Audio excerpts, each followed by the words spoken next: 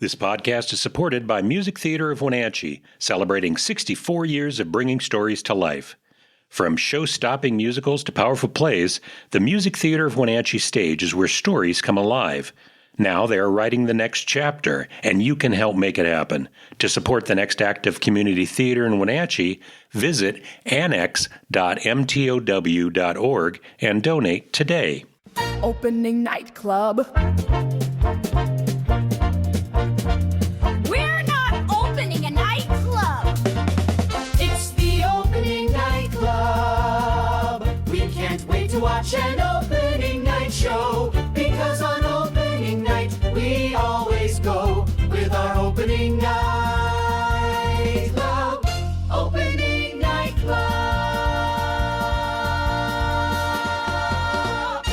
Welcome back to the Opening Night Club podcast. This is the podcast where we get together every week to discuss and celebrate theater all over Central Washington. I am your host, Kevin McKee, and with me, I am thrilled to have local actor and writer and auteur, Adam Eagle. How you doing, Adam? Hi, Kevin. How are you? I'm so excited to be here. I just want to draw the picture for everyone. We are in a basement with wood paneling right now.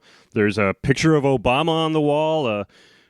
Is a painting of is this an old family dog, or is this something that was picked up at a Goodwill? I think that was a garage sale pickup. That's a good pickup. We've got guitars on the walls. We've got a bookshelf with board games. This is a wonderfully creative space here. This is where the magic happens. This is where the magic happens. This is where the opening night club totally opens up. I feel it. Yeah. I feel the electricity inside of this basement right now. Oh, how fun. So, Adam, I've known you for a while now. Yeah. It's been a while. It's been a long time. Yeah. And so this is the first show in a while where we've been on stage together for 1776. Yes. Yeah. I forgot. I forgot about the last show. I remember working through it. Yeah. I didn't think we actually went on stage with it. It wasn't until I saw Leo Meets after Follies this year, or I should say he saw me, called me out, and was like, oh yeah, we did a show at the Pack together. And I was like, what? Oh my gosh, we actually did that show. It felt like a dream. What show are you talking about? I was talking about You Can't Take It With You. Oh my glory, I forgot about You Can't Take It With You. What I'm are you talking about about? the dinner theater show that we did. Oh, that's right. Do you remember that? Yes, I do. It was, I remember think, that. a one-night thing, and it was so chaotic coming together. I completely spaced You Can't Take It With You. That was an actual show at the Playhouse. That was my first foray as a romantic lead. I had to shave my beard and get a haircut. Oh, boy, that takes me back. I was a handsome young man. Yes, you are, man. In that one, I played the servant, which normally isn't played by a Caucasian.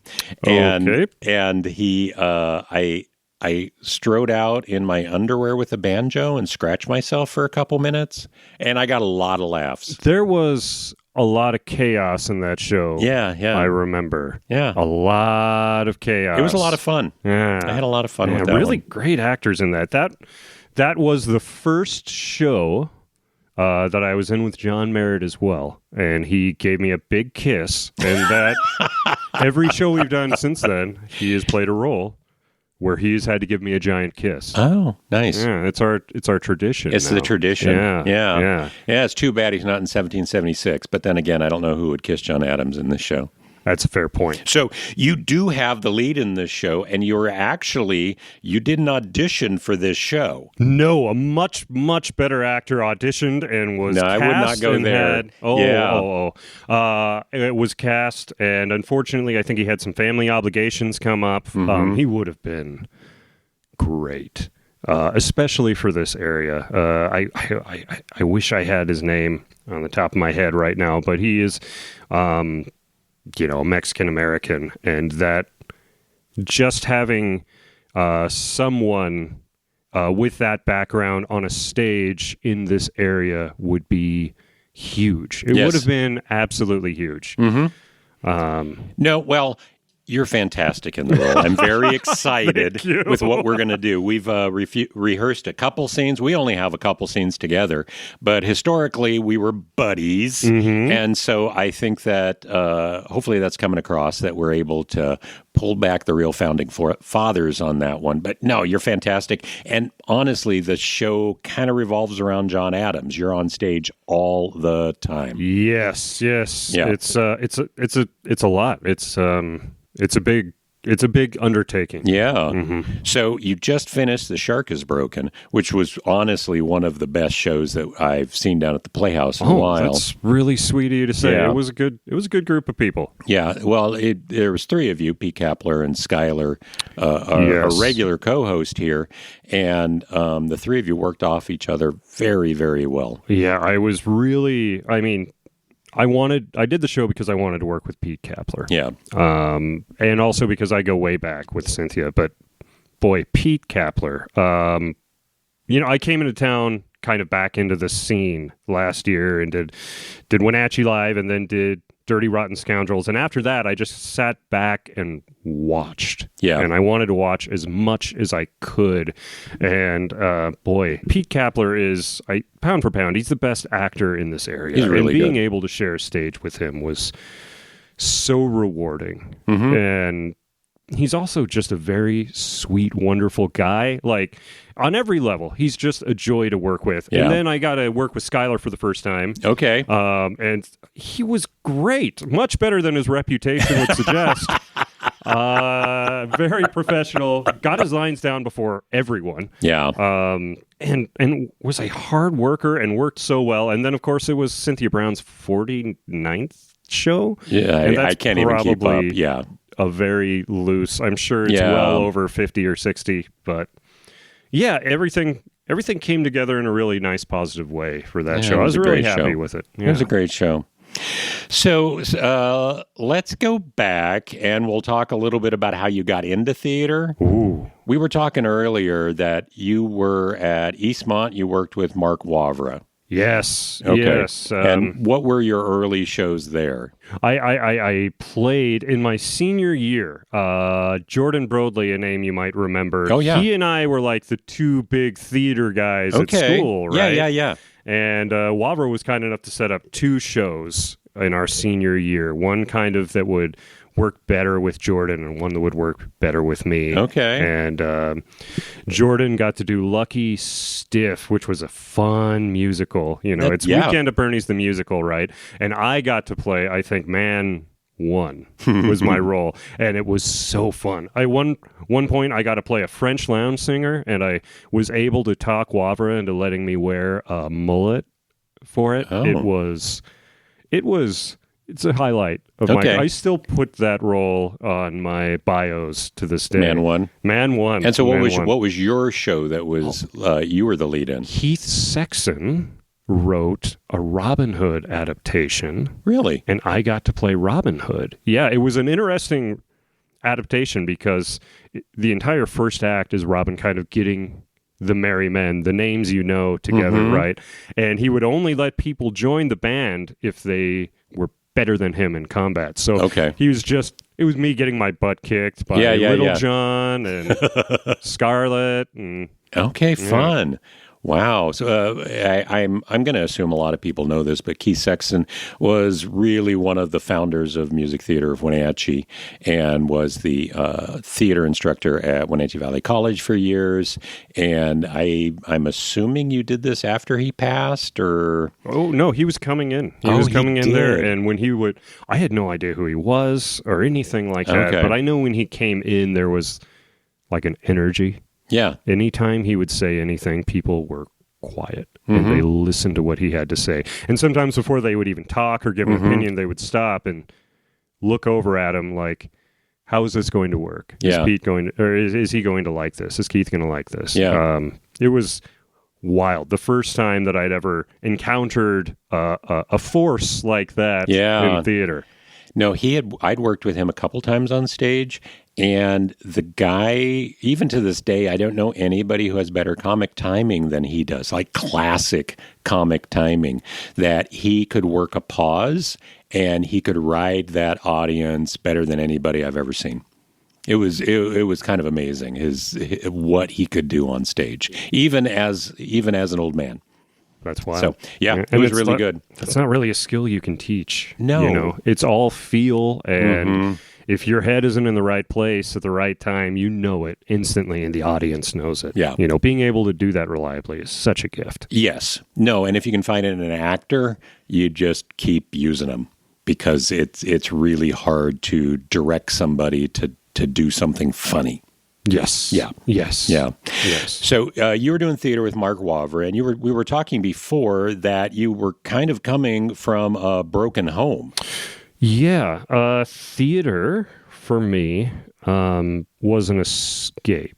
My father died when I was 5, and it took a heavy toll on my mother's mental health. It was a rough upbringing. Yeah. Eventually, she met my stepdad, and before then, we had moved around a lot. I mean, before I graduated high school, I'd moved 33 times. And it wasn't like a military family. It was just bouncing around chaos. It wasn't stable. You didn't have a stable home life. I was finally able to stay in one school district, the Eastmont School District, and I was kind of a Maxwell Fisher type, if that's a reference that Rushmore. Okay. Yeah. So I was a C- student. Okay. Who excelled in all of the extracurriculars. Okay. I followed my passions a lot, and it got me out of the house.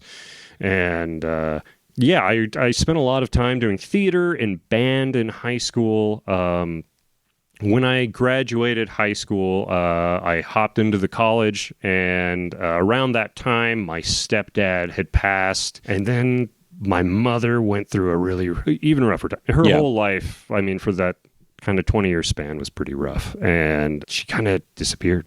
On my father's side, my birth father's side, his sister, his mother, they were a safe place for me. And so who were you living with at this point? I was living by myself. In fact, after my stepdad died, I At like dropped 20? out of college. Yeah, dropped out of college and started working full-time and tried to get a house over my mom's head and my sister's head. She was still in school at the time. Oh. And we tried to make How old's that your sister? work. How much older than you are? She's 3 years younger than me. Oh, okay. Yeah. So you were taking care of really your mom and your sister at this point? Kind of trying to, as much as I could. As much as you could, yeah. I wanted my sister to get through school, know. I was really depressed. And Cynthia Brown got a hold of me. She saw me in Picasso at the Lapina Gilles.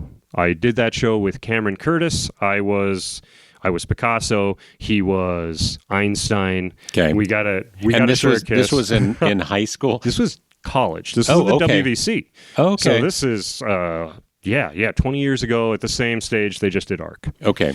So I did that show, and Cynthia Brown had seen me in it. So I was dealing with a lot of my personal stuff at the time, and then I got a call from a number I didn't know. I picked it up, and she said, "Hi, I'm Cynthia. You were great in this show. My friend Nicole is doing Macbeth. You need to come audition for Macbeth." And I went to the old press room theater. Yeah.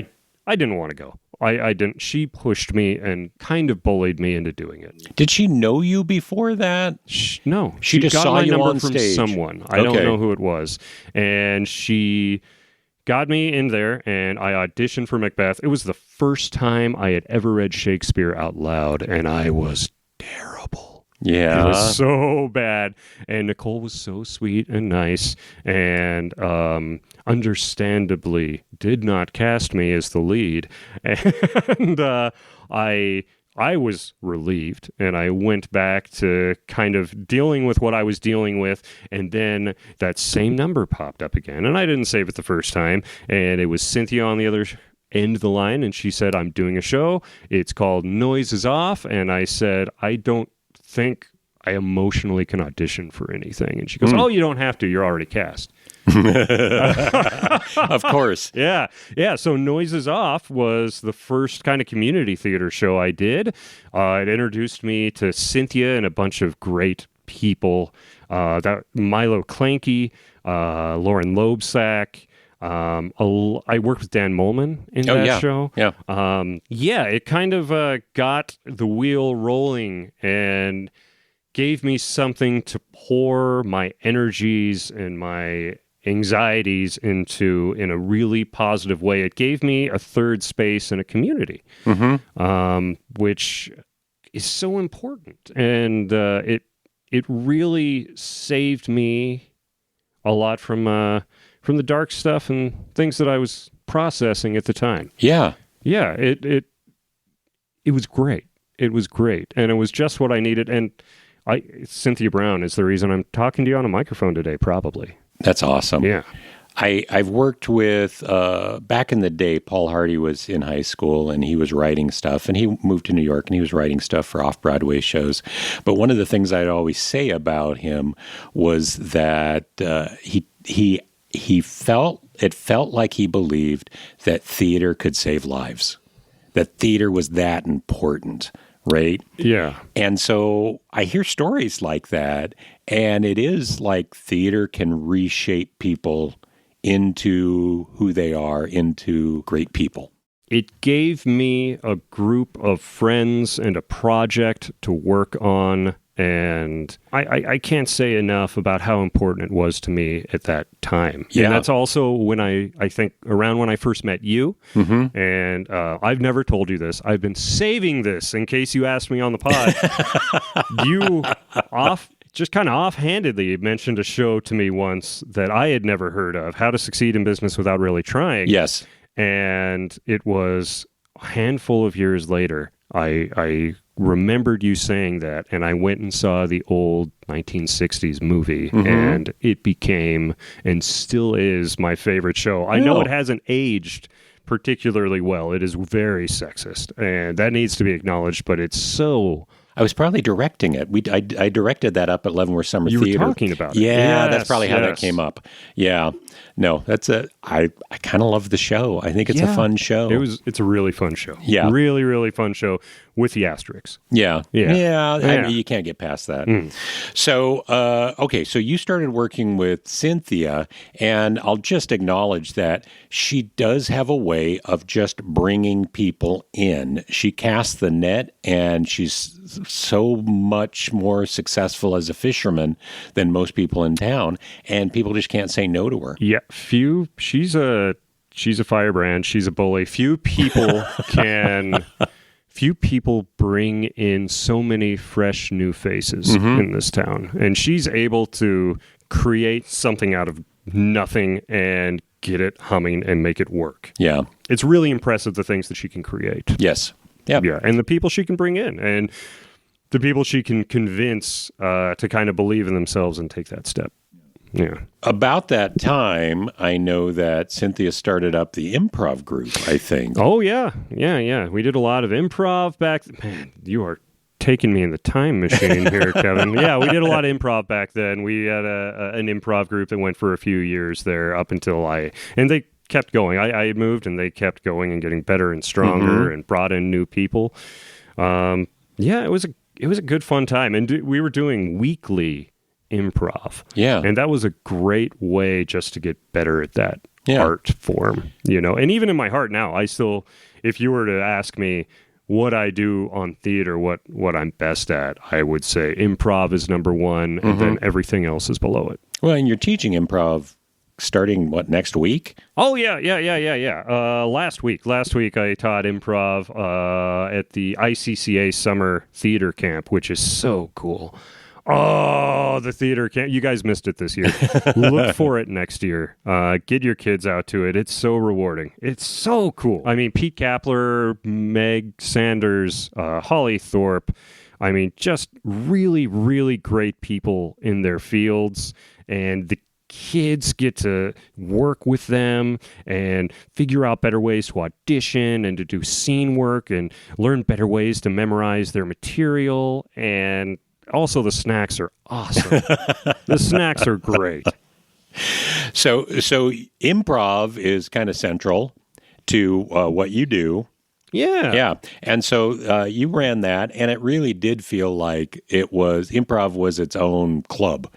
Like you had to be pretty tight with those people. It was its own little we worked a lot. Sub-theater community. This was the late thousands when improv ruled the earth. It was a different time. It was a different time. Yeah.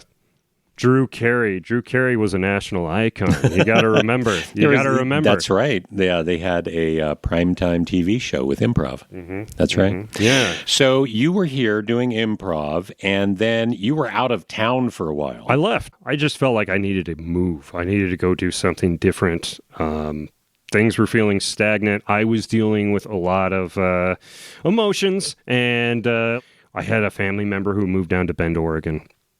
And I kind of felt like I needed to do something new, get a fresh start. Yeah. And I moved down to Bend, which is, what a wonderful, beautiful place. And they have a very vibrant theater community there.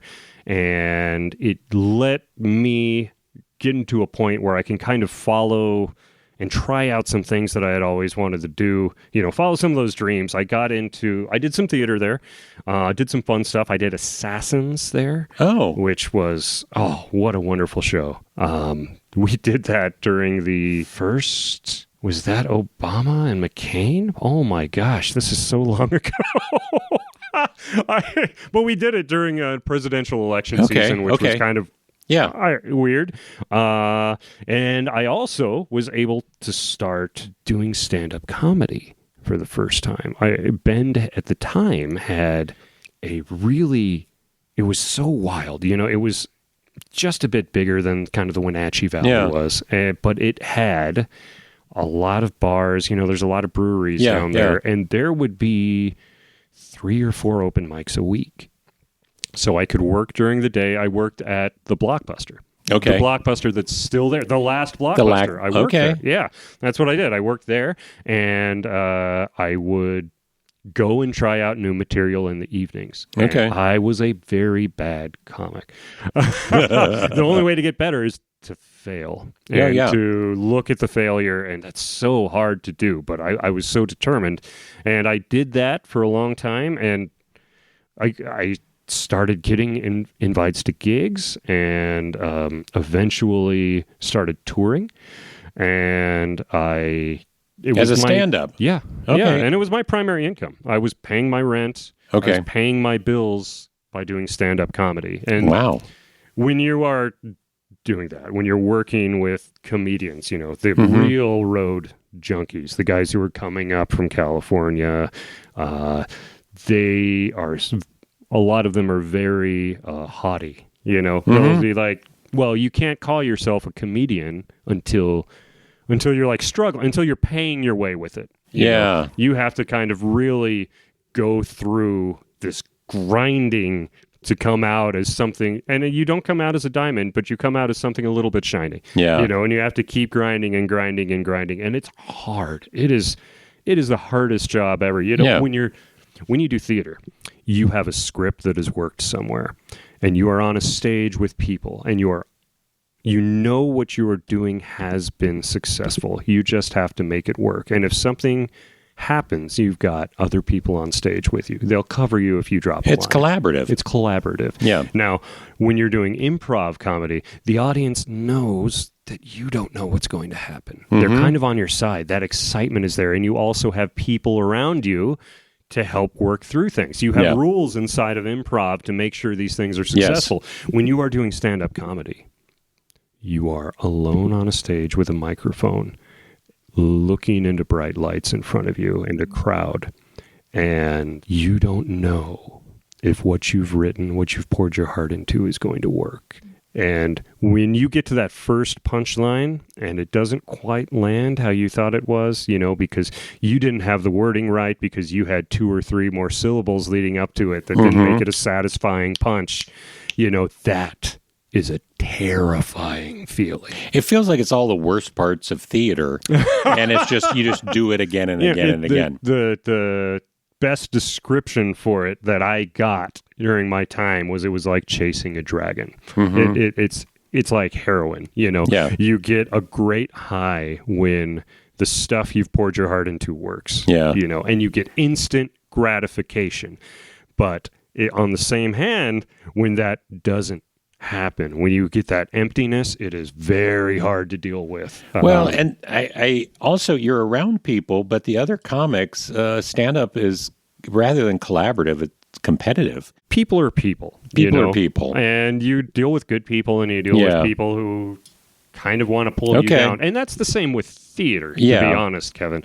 Hopefully you're working with those good people. Yeah, I suppose at auditions you don't want anybody to succeed more than you do. But once you're in a show, it's very much I need everybody to be as good as they can possibly be. Right. And when you are doing like a comedy show, when you're hanging out with, I guess, a local crowd of comics, you want it to be a good show. That's true. You want it to be funny. And honestly, there's a group of comedians here who are fantastic and just like good people. Yeah.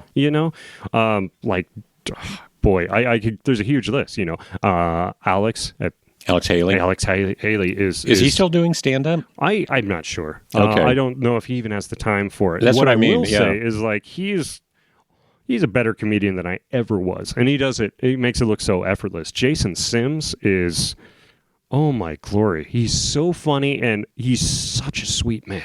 Yeah. He's such a good guy and he's so good at collaborating with people and bringing them in and giving them a chance to shine. So you can say like it is a field where I think it does bring in a certain type of personality. Mm-hmm. I ran a nightclub. I was emceeing shows, and in Bend, you ran a nightclub. Oh yeah, okay. And that was KO's Lounge back when it was a thing. That was the way you made money, really. I mean, because you didn't make money touring. Yeah, you were spending money on gasoline and stuff. It was hard to make a dime when you were touring, but you would get personalities in that field who were just self-destructive. Mm-hmm. And it's hard. When you're trying to build something and be collaborative, to have kind of a self-destructive attitude come through. That type of vibe was very prevalent, and it was hard to watch when somebody was having a hard time and hard to pull them out of it. Because it all is just them on stage. Right. Interacting with an audience. Right. Yeah. Right. Yeah. And I'm realizing your crowd work is really good. And I think that has to be because of your time as a stand-up. Honestly, it's my time as an improviser. Okay, that would work too. Yeah, when I started doing stand-up, like I said, I was terrible. People didn't like my jokes. Yeah. They liked when my jokes failed, because when I would react to that failure, that's where the comedy came through for them, really. And it also was just me trying to tap dance my way out of an awkward situation.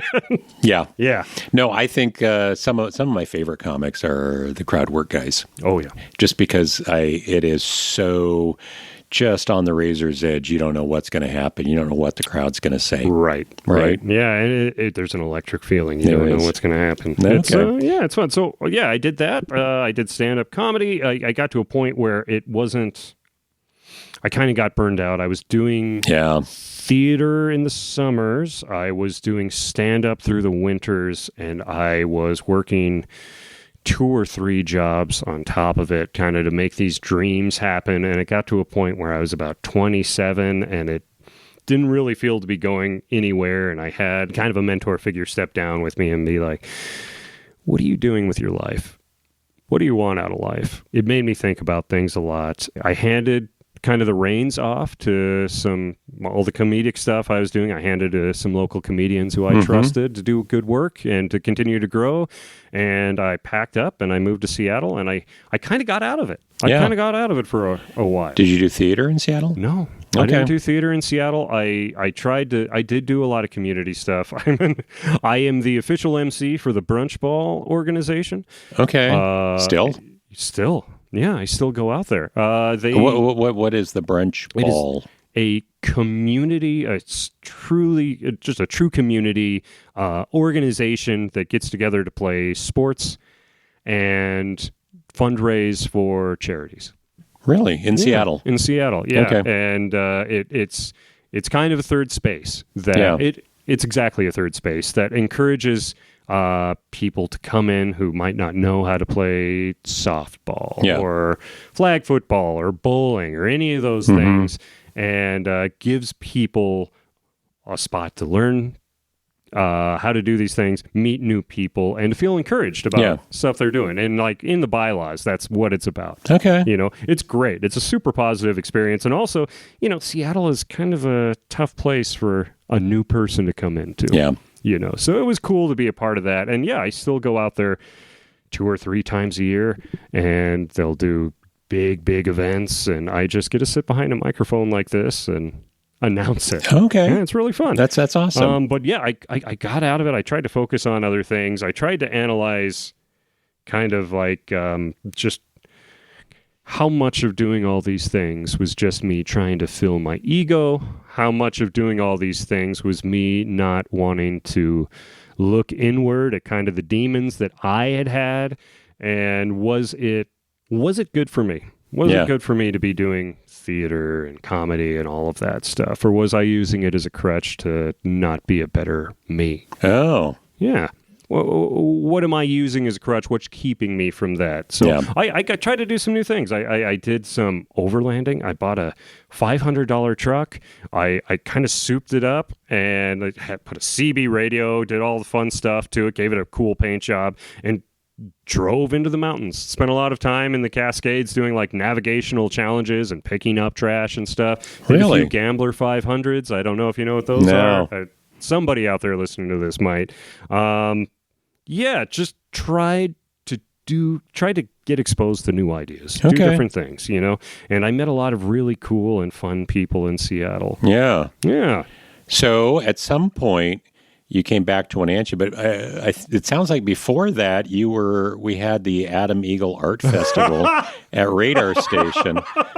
We were talking about that back in Radar Station. For those of you who weren't here when Radar Station was a thing, Ron Evans had started up this art gallery / bar that was really one of the coolest. And if you talk to anybody in town, it was something that everybody remembers and very, very fondly. And it's almost mythical in the performance spaces in town. I was there at like the beginning, back when Ron was doing his art galleries out of his house. Before then, when he was doing the music, you know, when he's the Bloody Oranges. Yeah. You know, he gave me a part in a movie he made about Area 51 that was really fun. I was in one of his music videos. Wow. It was great. And then he started, the gallery in his basement. And that was back when I was living in Oregon. And I would drive the first Friday of every month. I would make the 7-hour trek to come up and scream it to the world for anybody who could see, anybody who would hear on social media, like, come out to this thing, come out to this guy's, his basement up Grand Road. And being able to come back after 18 years, however long it's been, and to see the art community now as opposed to where it was when it was me driving up here to a guy's basement, and to see where it is today with cool things like the night market and stuff like that. And the artworks. There's so many hardworking people, but I attribute kind of that flame that fanned it to Ron Evans. And he deserves all of the credit in the world. He works his butt off, and we're so fortunate to have a guy like that here. Yes. It's so unique, and it's not a thing that's everywhere. There isn't like a Ron in every town. There isn't a Ron in every state. No. He's a very cool, special guy. Yeah. No, I've said before, I think he's one of the few Renaissance men in town that he can do nearly everything on the art side. He's a musician, artist, writer, publisher. I think he can do it all. It's wild. That's a great description, I think. Yeah. But getting back to the Adam Eagle art show. So awkward. So Radar Station, they would have on First Fridays, they would have art shows, and they would have a competition where you could go in and vote.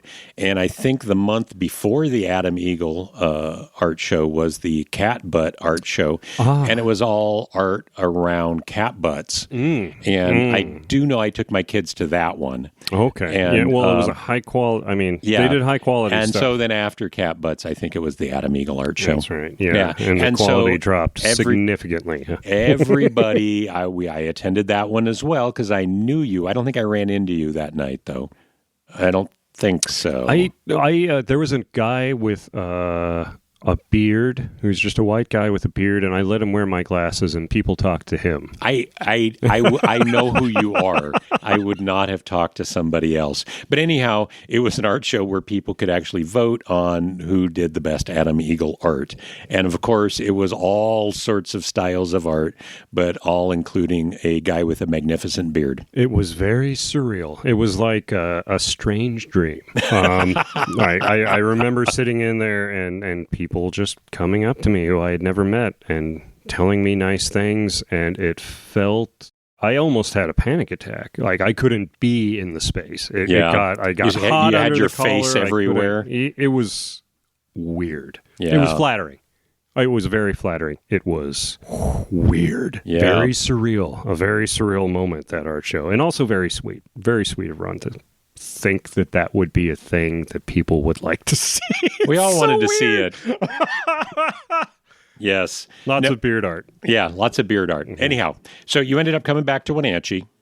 Yes. Yes. This is another story. I was going to move to the Midwest. I wanted to find like an affordable kind of like liberal place to live that had arts and stuff. Yeah, and I was looking at moving to Minneapolis, St. Paul. Okay. Which, boy, right before a lot of news happened there, that would have been a totally different world for me. But when I was in the process of doing that, I was going through a breakup with my long-term partner in Seattle. And right at that same time, a good friend of mine who I had grown up here with, living in Ephrata, had just bought his first house and had his second child and immediately got laid off. And he had a giant basement, much like the one we're in right now. Yeah. And I thought that would be a good soft landing for me while I flew back and forth to Minnesota to find a house. Okay. And I put several offers in, and they all fell through for one reason or another. It's hard to buy a house on the other side of the country. Mm-hmm. And immediately got laid off. And he had a giant basement, much like the one we're in right now. And I thought that would be a good soft landing for me while I flew back and forth to Minnesota to find a house. And I put several offers in, and they all fell through for one reason or another. It's hard to buy a house on the other side of the country. And can you bleep this? Cynthia Brown found out that I was here, and she started pestering me again. To get you back into theater. And she brought me into a meeting with a bunch of creative people. And in that meeting, I sat in the back with Milo, and we Statler and Waldorfed it the entire time. Why is she doing this? What is she? But Cynthia saw a bunch of creative people who weren't doing anything. She did what she does. She got them all into a room, and she just started throwing ideas at the wall. She got out a whiteboard, and those meetings turned into what became Mini Quest Tavern, which is a wonderful, wildly successful improv D&D troupe. And it also turned into what became Wenatchee Live. Yes. Yeah, Lauren Loebsack and I took the idea and we turned it into Wenatchee Live. The rest of the group took it and ran into Mini Quest. And that was really rewarding. We talked last week. You were telling me about every brilliant thing and the motivations for that. Yeah. Having an audience feel moved by what you're doing and have them getting up and leaving feeling kind of better about themselves and maybe more connected to the people around. That's right. Hopeful, joyful. You want people to leave feeling more contented with their lives than when they walked in. Yes. Yeah. Yes. That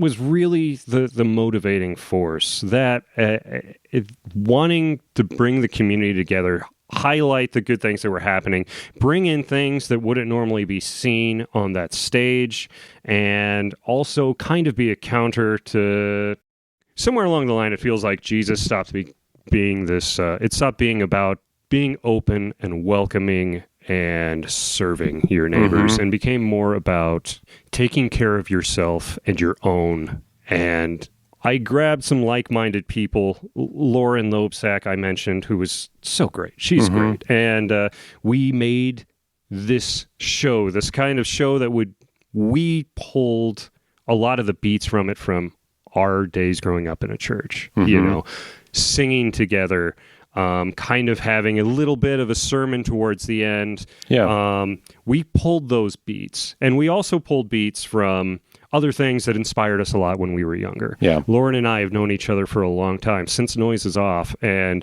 we were big fans of Prairie Home Companion. It kind of felt like Prairie Home Companion. Yeah, and big fans of The Muppet Show and Monty Python and all of these kind of weird but also inviting things, you know? Yeah. So we pulled from all of those things, and we were able to get together a great group of people. Yeah. And we wrote a whole bunch of sketches, and we brought in musical guests, and we brought in great people to interview. And honestly, we were able to achieve half of the things we wanted to with that show. We so much of it kind of fell out on the way and shook out. And when we got into the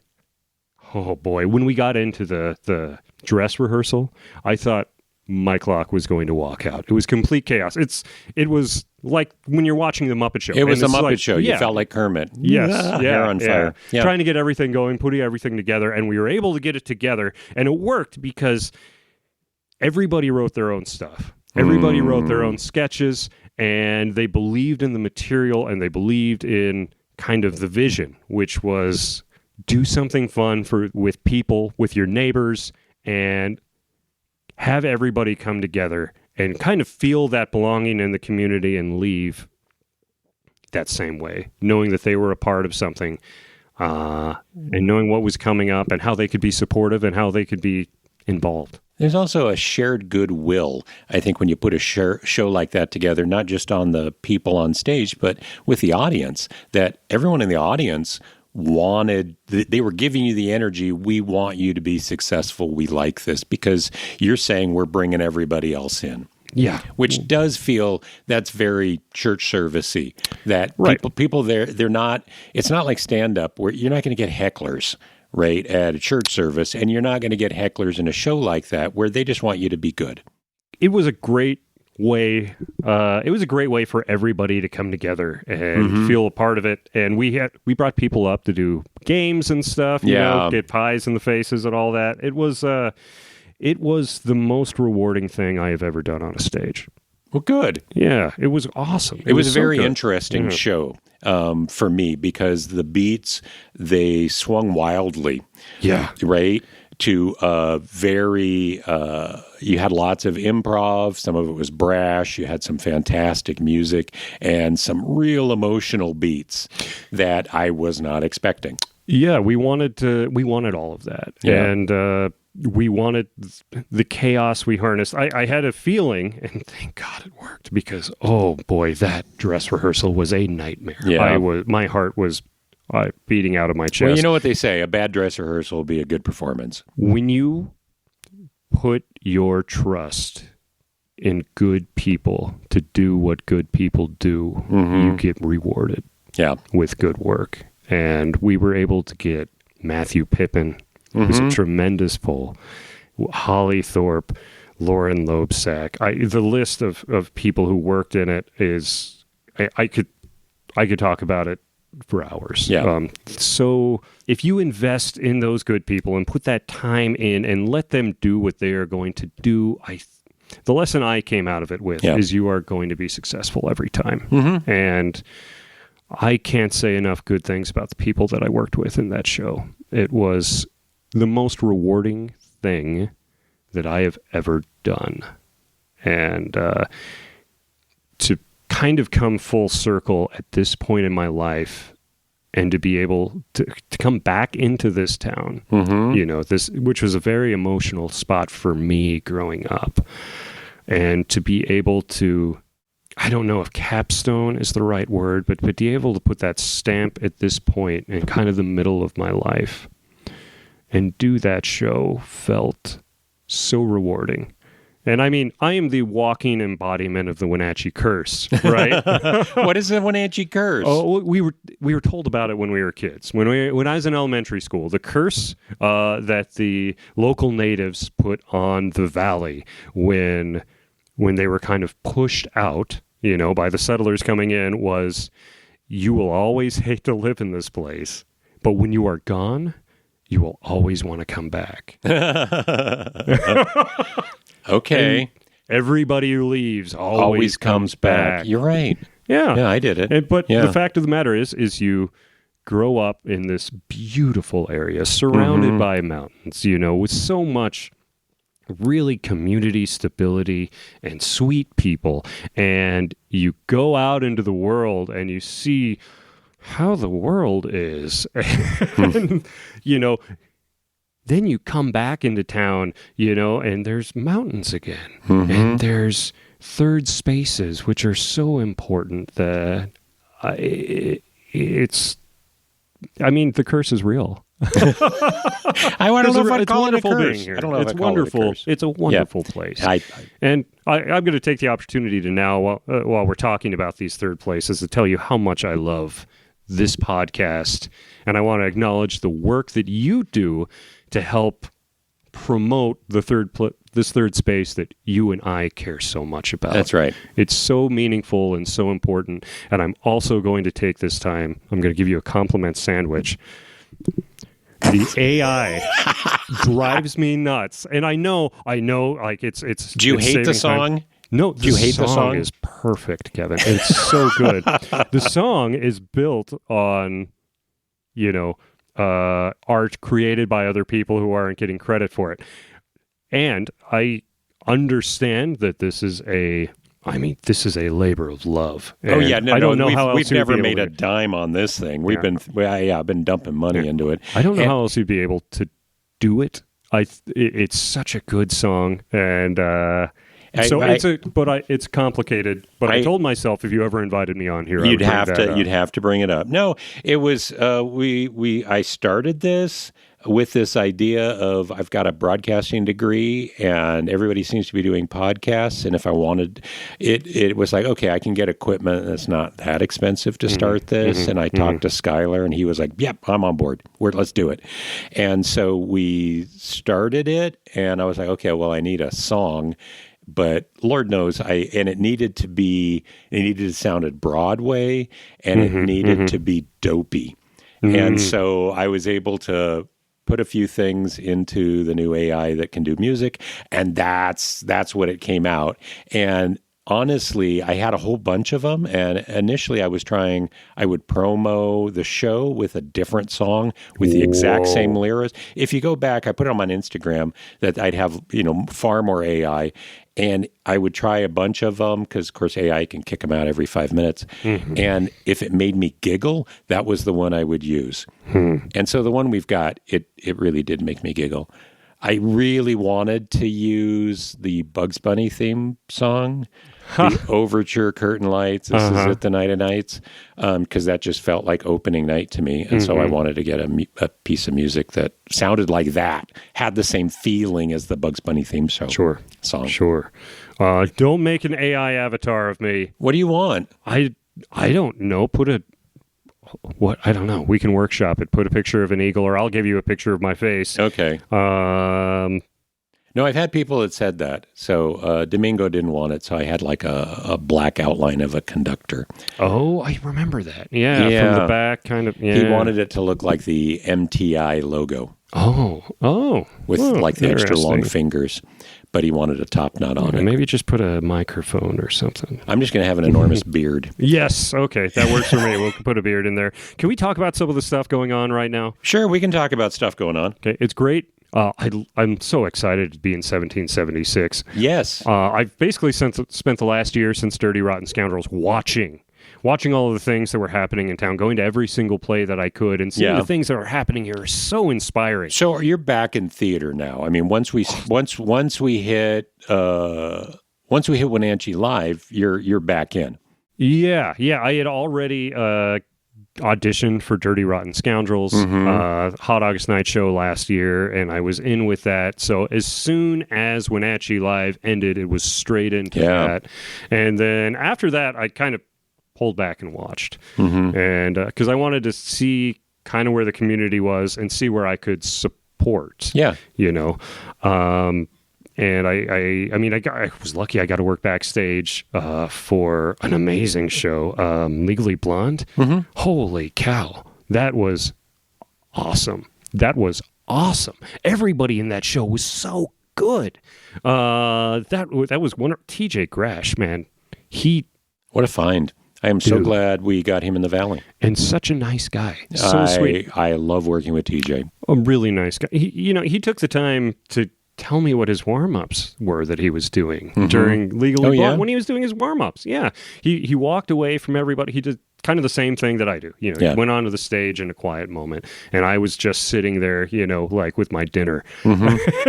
He took the time to talk me through that stuff. Just a really, really great guy. And Stephanie Etherington was great in that show as well. They were both perfect every night. And I can't tell you how hard that is. And there's so many good young actors coming up right now.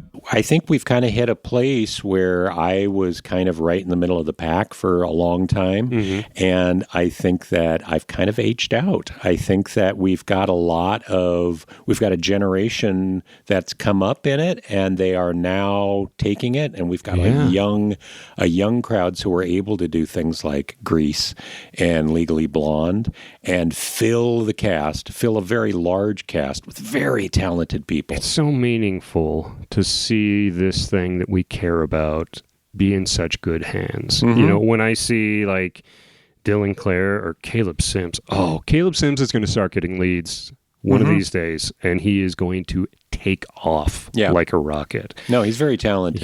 Yeah. And Dylan is very talented. I had a wonderful time working with him on the Minutes, and he took it very seriously and just nailed that role. Yes.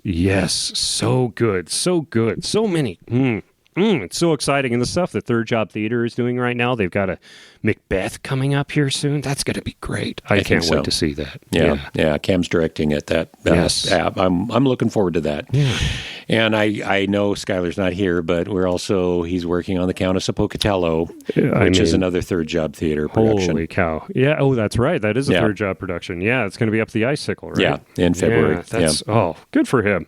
Good for him. It's so exciting to see all the positive things that are happening in this community right now and see how it's growing. And I'm thankful that you brought me on here today to get to talk a little bit about it and just to be a part of this really positive opening nightclub. We're wanting everybody to get involved. If you feel like you're at a place where you need community, where you need a third place, where you want to be more involved and have people that you can get on stage and have fun with, theater is a great place. Yeah. And we're two people you can reach out to. If you are listening to this right now and wondering, what can I do? How can I get a part of it? We can reach out to Adam. Reach out to Kevin. We'll get you in. There's all sorts of ways to get involved. So, Adam, what are the things you're looking forward to? What do you think will be happening in the future for Adam Eagle? And what would you like to see happen in the future? There's two things I'm looking forward to. Okay. I'm glad you asked this. I am in the works right now. This is the first time I'm letting this out publicly. We're working on another variety show. Oh, good. Yeah, and it's going to be bigger than what we did before. Really? Yes, it's verbal commitments and handshake commitments right now. But look for something even coming bigger. out. Going to be trapeze artists and elephants. Well, there's going to be a lot more puppets. Okay, I'll say that. I'll let that slip. But I can't give away too much more. Okay. I am so excited for that. That's going to come out at the end of the year, and then next year, the thing I'm really looking forward to is hiking. Oh. I'm looking forward to taking a break. It's been a big year. Yeah. No, I think I had talked about the fact that you just finished Shark is Broken, which was a very line-heavy show for you. And then you moved right into John Adams, where you definitely have the most lines in the show. And it's a short time. It's a very short rehearsal time. You've got to have everything memorized, like from day one. Yeah, you've got to have all of your songs. You have to plan out 5-6 songs. I have to plan out my day. I have a notebook that I carry around with me, and I have my day planned out. When am I going to give my brain a rest? When am I going to be doing my daily job? When am I going to be working on the theater job? Yeah, it's between theater and the show right now, it's 80 hours a week. Yeah. It's just 32 hours of rehearsals, and then there are all the extra things on top of it, and the line readings and all that, getting in there and trying to get all of that down. And even then, I'm still running behind. It is a big commitment, and it means the world to me that somebody like Jamie Donegan, of all people, would be willing to put that much on me. And I didn't even audition. Yeah. It says a lot and makes me... He picked the right guy. I think that you're doing even more than I would expect from John Adams. I think in my mind, I would be like, okay, what would I expect the actor to be doing? And you are making it bigger and better. I really have enjoyed the rehearsal process with you, and I think the scenes we're together is good, but even watching the other scenes where you're interacting with the other guys, it's perfect. It's really, really good. It is such a great cast of people, and Jamie's doing...